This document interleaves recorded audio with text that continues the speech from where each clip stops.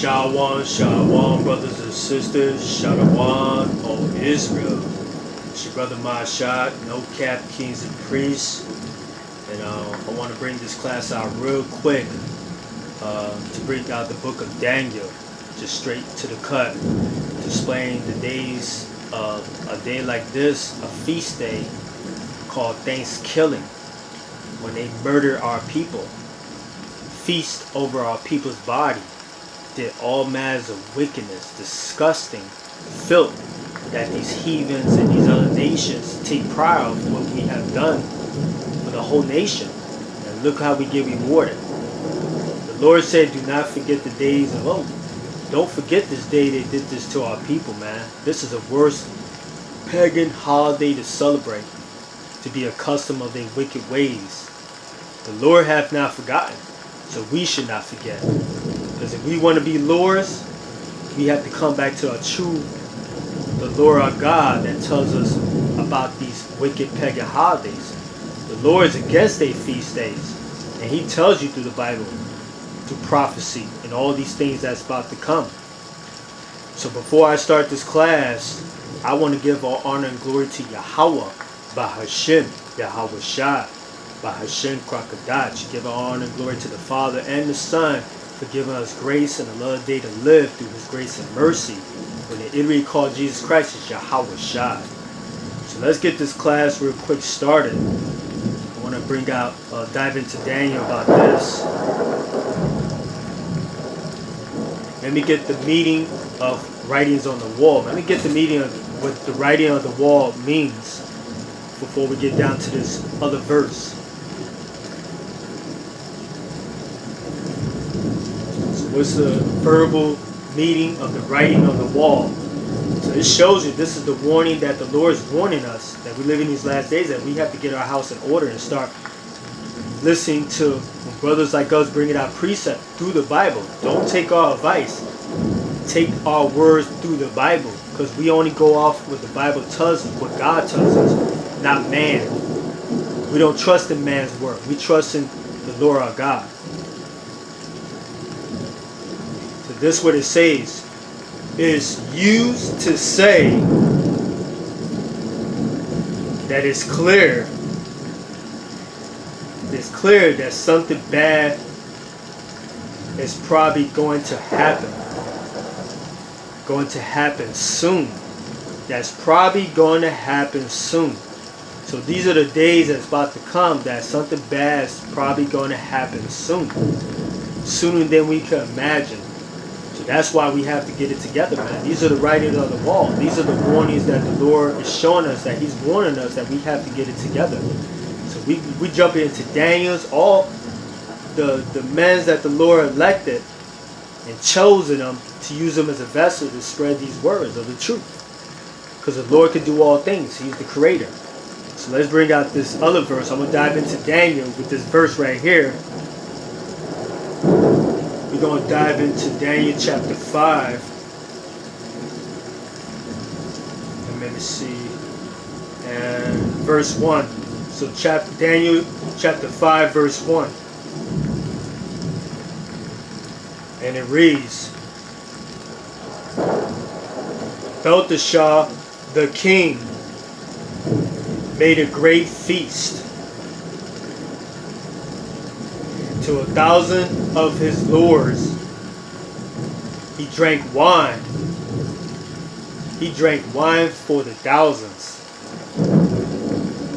So that's what you see today, man. You see our kings sitting up high. All these wicked nations are sitting up high, living off the gold, all the accessories that was taken from our people. You know what I'm saying? All these things was taken because they didn't just took it by us giving it to them. They took it by force. They murder our people.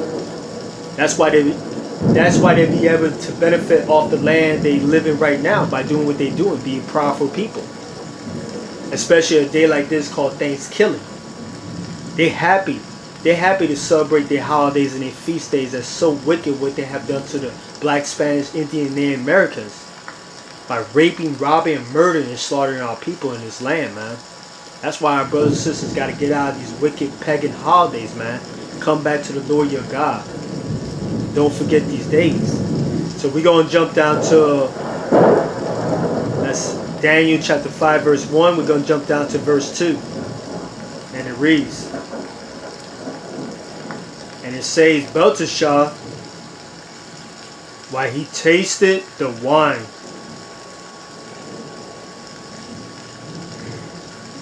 to command him to bring the golden and silver vessels, and his father Nebuchadnezzar, I can't even pronounce that, but I'll cut right through it. Your brother and sister can read that. Took it out of the temple, was in Jerusalem. So that already tells you that they took our gold, silver, everything out of Jerusalem. So that tells you that who entertains so-called Europeans, the Edomites, Moab, all these other nations, fake Jews, the Chinese man, the Arabic man, the so-called white man, all these strange nations that we entertain them because they sit up high and they already got a king. And that shows you they sit up high on the left side while we sit up low. And who's entertaining them? We are. We're kings and we entertain these other nations. And that's one of the reasons why that happened, because we broke the law, statute, commandments. The Lord put that on us. He took our strength from us because we broke and disobeyed the Most High. That's why we're going through depression, downfall, and why we have nothing established. We don't have a king in this world. This world doesn't benefit nothing from us. All it did was just make us stress, depressed, because we can't forget the days they did our people wrong. Especially a day called Thanksgiving, how they feast over our people. The Lord said He would not partake in their feast days. So we can't partake in their feast days, man. We have to start thinking like lords, man. Kings. And come back to our true God, the Lord our God, our first love. Let me bring out this quick precept before I end this one out. We're going to bring Numbers chapter 35 verse 33.